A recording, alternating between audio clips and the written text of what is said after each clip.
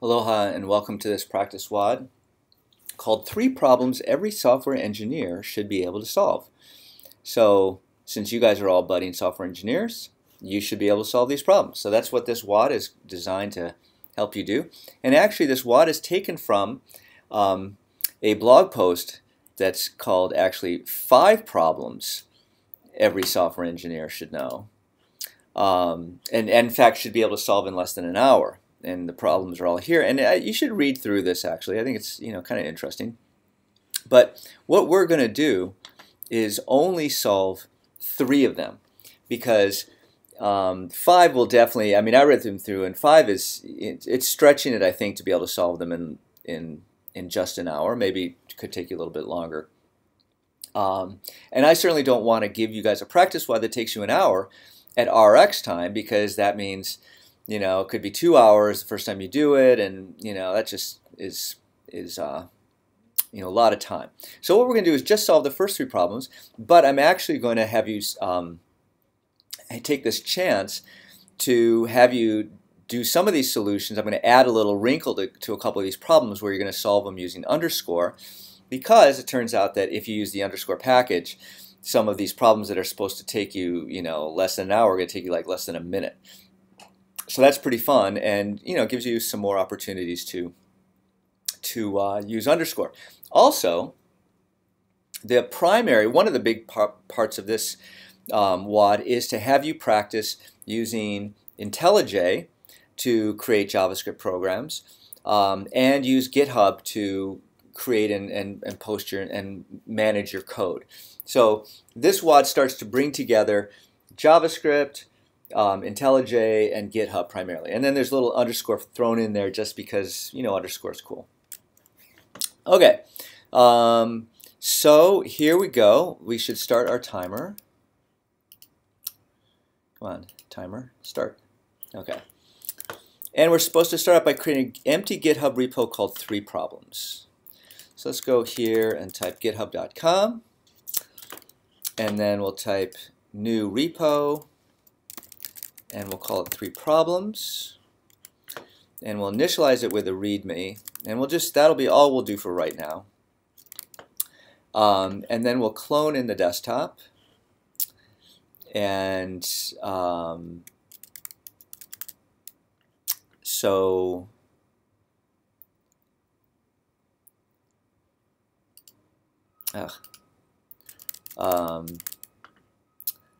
oh, I know the problem is. Doggone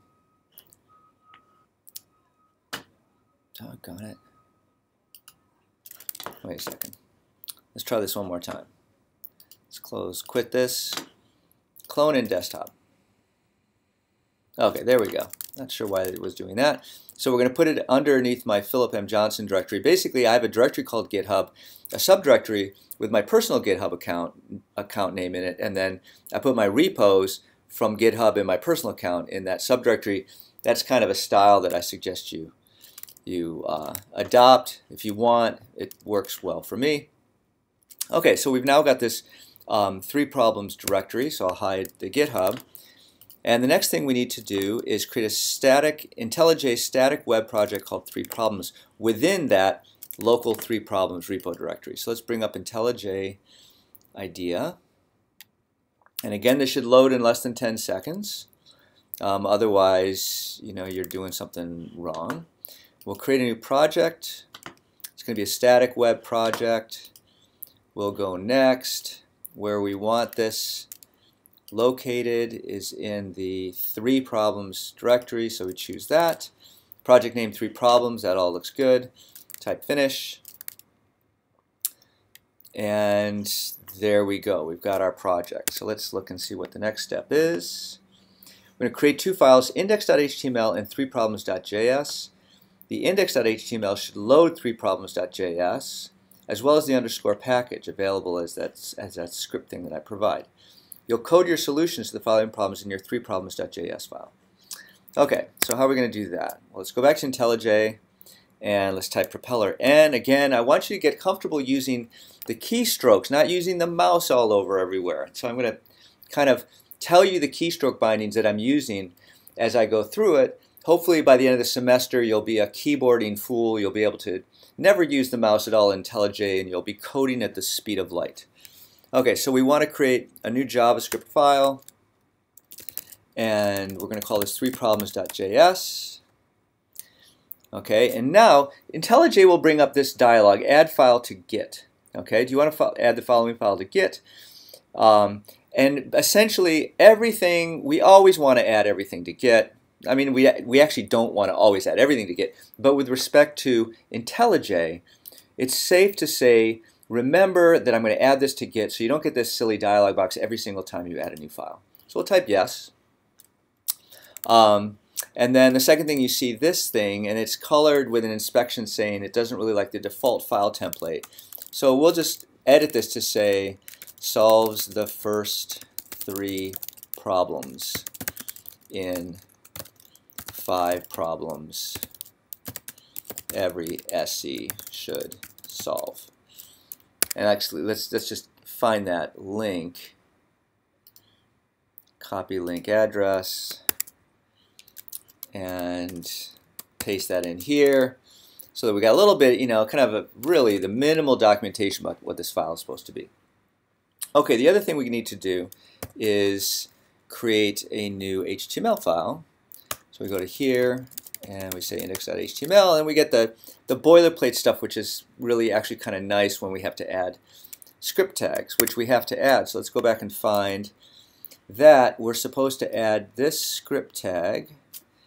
So I'll copy it, and then we'll go over to IntelliJ, and then let's find, we want to do it after the head, before the body. So we paste that in there. And then we also have to add the 3problems.js. So what I'm going to do is do a propeller D to duplicate that line. And then I will, whoops. Now there's an option. Yeah, there we go. Option up arrow is this kind of selection, expand, contract. So I'll do delete, and then I'll type the T, and notice that it's going to do command completion to all of the files in this particular directory. So I've got the selection of 3problems.js, all the different files. Of course, I want the first one, so I'll type return, and it expands. Again, like I want you guys to really try to learn IntelliJ, because it is the bomb with respect to the amount of auto completion and stuff it will do for you if you figure out how to utilize it that way. Okay, so so I'm going to slow down while I'm doing this to kind of say what I'm doing, but I'm hoping that as you watch this, you'll go to yourself, even though it might seem easier just to use the mouse all the time, I really swear, use the mouse as little as possible. Really try to get your fingers to use, to do the stuff. Okay. Anyway, where was I? Okay. Okay. So we've loaded the underscore package. We've loaded 3 problems. Okay. Now we actually get to write some code. So we're going to write 4 functions that return the sum of the numbers in a given list using a for loop, a while loop, recursion, and underscore. Call them sum for, sum while, sum recursion, and sum the simple way.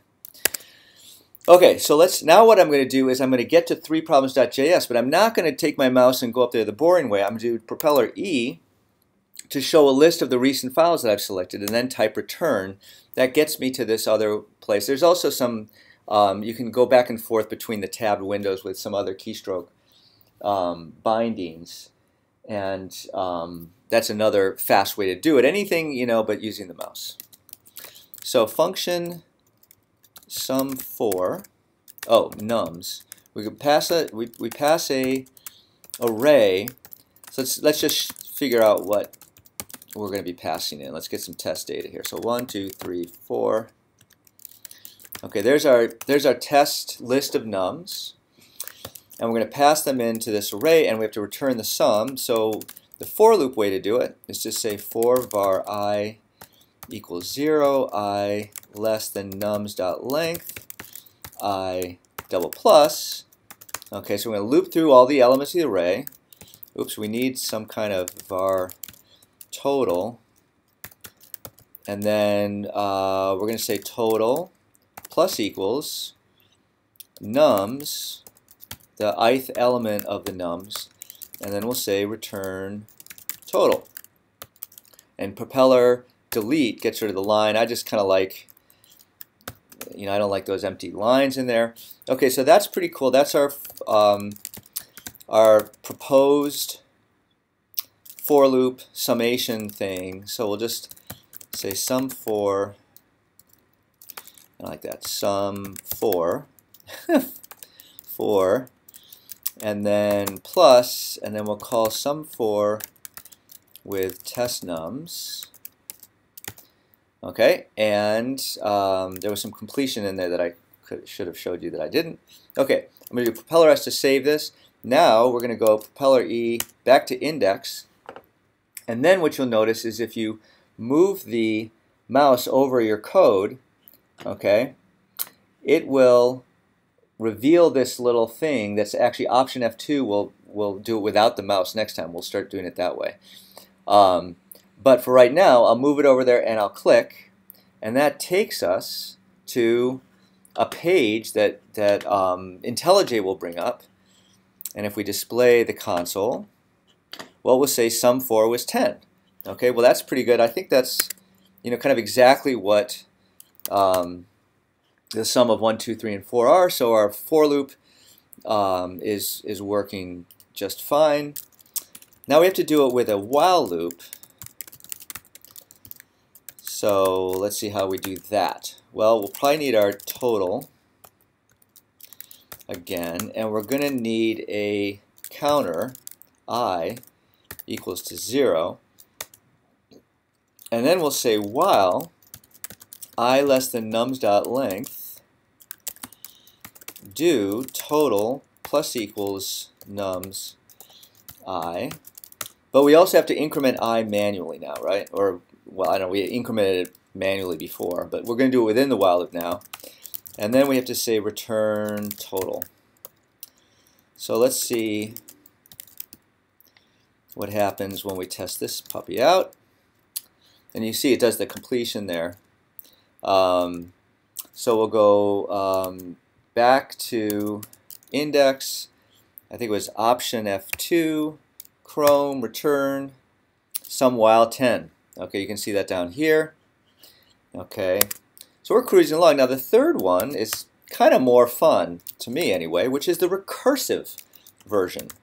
Function, sum recursion.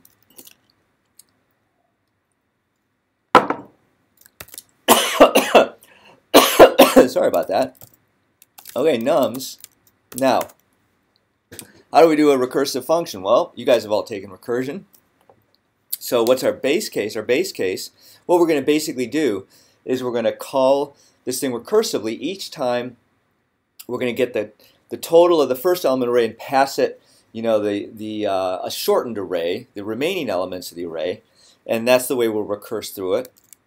And notice we're not going to, it's kind of cool. So our base case is going to be if nums length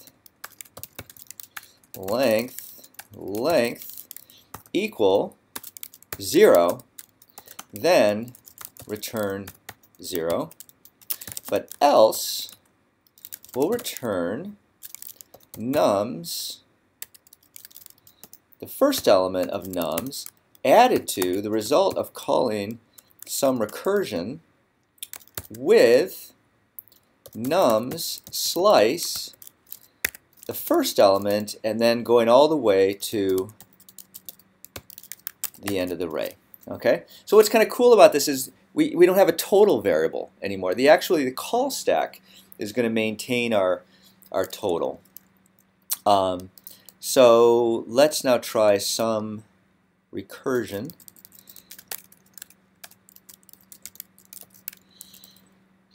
Some recursion, save. I do a propeller S to save just to make sure because I'm a little nervous about that. And then option F2, Chrome, some recursion returns 10 just like for and while. Sweet. So let's go back here. Let's go back here. Okay, so we got one more to do, which is our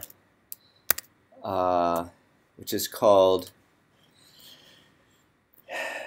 for loop, while loop, call them sum for, sum while, sum recursion, and sum the simple way, because we're going to use underscore. Okay, why do I say that? Well, because this truly will be sum the simple way. Take an array, we're going to use underscore, and what we're going to do is call the reduce function, where we pass it in our array of nums, and then we'll pass it our function that takes the memo and a num, and it's going to return the result of adding memo plus num, and then we give it the initial value. And of course we need to return that. Okay? And that's basically it. We're just going to do a reduction over the elements of this array where we return the sum. Okay, what could be easier? I don't know. I think that's the easiest way. That's why I call it the simple way. Sum the simple way. So let's go back to this guy. Option F2, Chrome. Here we are. Sum the simple way 10. Okay? Now you may be saying, oh, I don't remember how underscore works. Well, then you go back to the page and you look at the documentation for reduce. And the reason why I didn't show this before is because it turns out, holy smokes, the documentation for the reduce function is this value that that guy thought every software engineer should be able to solve. So if you're ever actually in an interview with that guy and he asks you to solve how to sum up the numbers, you should totally use underscore, right? Because you're going to get all sorts of points. You're using a library, you're using a functional construct, you're writing a little anonymous function in there, and it's one line of code. Okay, so, I mean, total points for that. All right, so that, I think, gets us to the end of these four functions. Okay? So we now go on to problem 2, which is to write a function called ziplist, which accepts two lists of equal length and returns the result of alternating taking elements.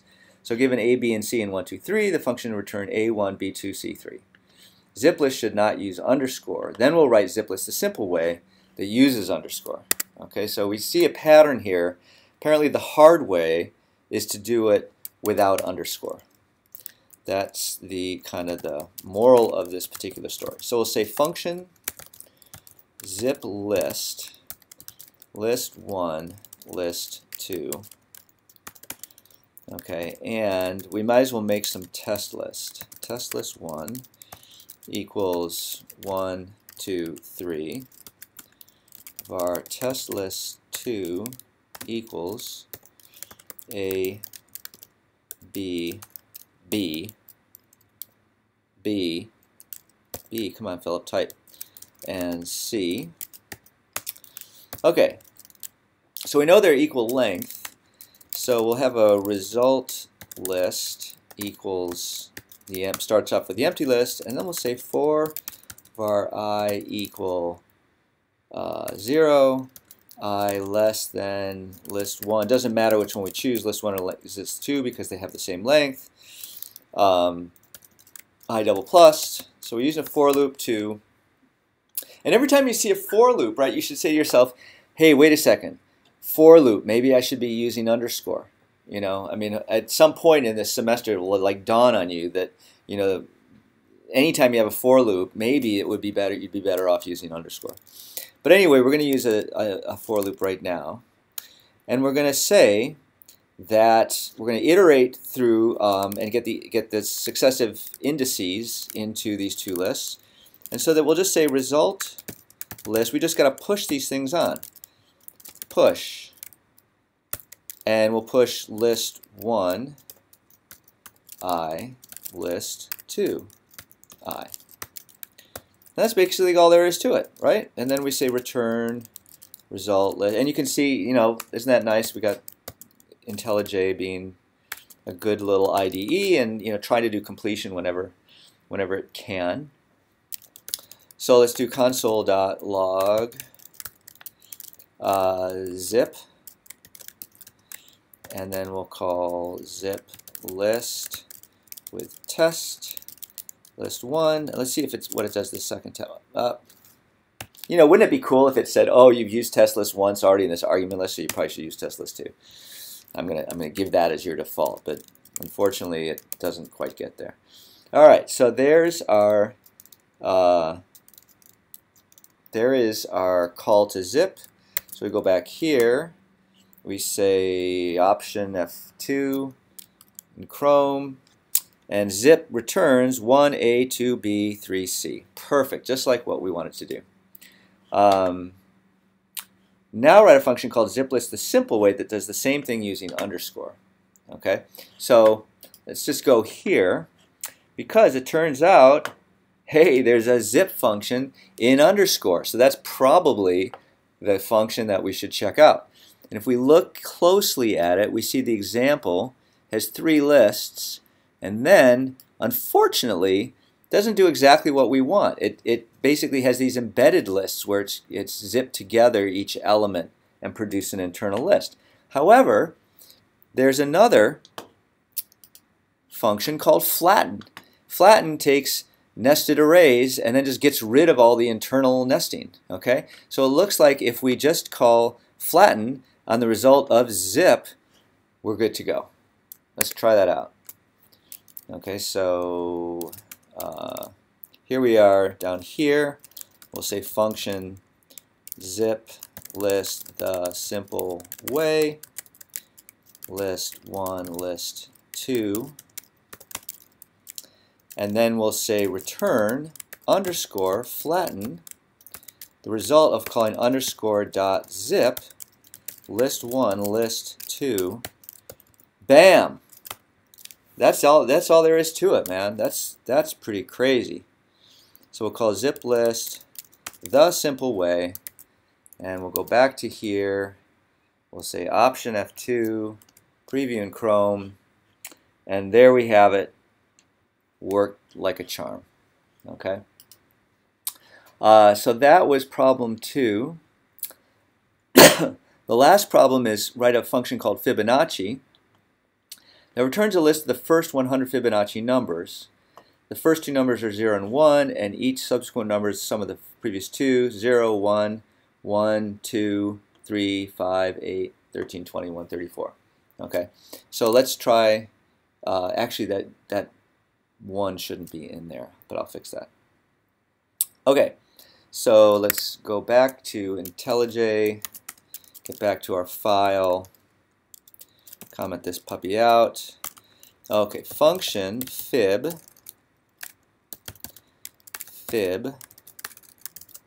jeez.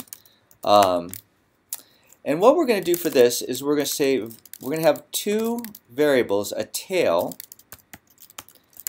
and a head, which are going to have the, kind of keep track of what those last 2 numbers are. And then we'll just say for var I equal to 0, I less than 99. Oh, and then we need our fib list. So let's make one of those. And actually it started off with the last value. And then inside, what we want to say is we want to have a temp head, which is going to get the value, save the value of head for a second, and then we'll assign head to be equal to head plus tail, and then we're going to reassign tail to be equal to temp head, and then we're going to push our head onto our fib list. And I think that's basically all we need to do, fib list. Okay? So then we can say console.log fib plus fib. Okay? And let's see how that works. So we go back to index, option F2, Chrome, and we do indeed 0, 1, 2, 3 is 2 plus 1, 5 is 2 plus 2, 8 is 5 plus 3, 13, okay, blah, blah, blah. It's like, that's certainly the right progression. The question is, are there 100 elements in there? And the way I think the easiest way to test that is if we go back to here and we say, give me the length, just to make sure that that iteration was correct. So then I'll go back to index, option F2, returned. Here we are in Chrome. And in fact, there were 100 elements in that list. So that is the right answer. And so now what we want to do is commit our finished program to GitHub. So we'll bring up Git, and we'll say completed 3 problems, commit and sync master. Okay, and then once that's done, it's up there. And now it says check that our code is on GitHub. So let's go back to here and refresh. And now we see that our stuff is up there. In particular, here's our JavaScript problem. And looks great. Okay. Stop your timer, 23:34. So let's say 24 minutes is RX time for this. And I think this is a really nice way, both to, you're going to see a lot of things here. You've seen how underscore is awesome. You've seen how IntelliJ is awesome. You've seen how JavaScript is, more or less awesome. I don't know, like super awesome, but pretty decent. And GitHub, pretty awesome. All right, so we're moving in a very awesome direction in this class, in my humble opinion, at least. I hope you agree.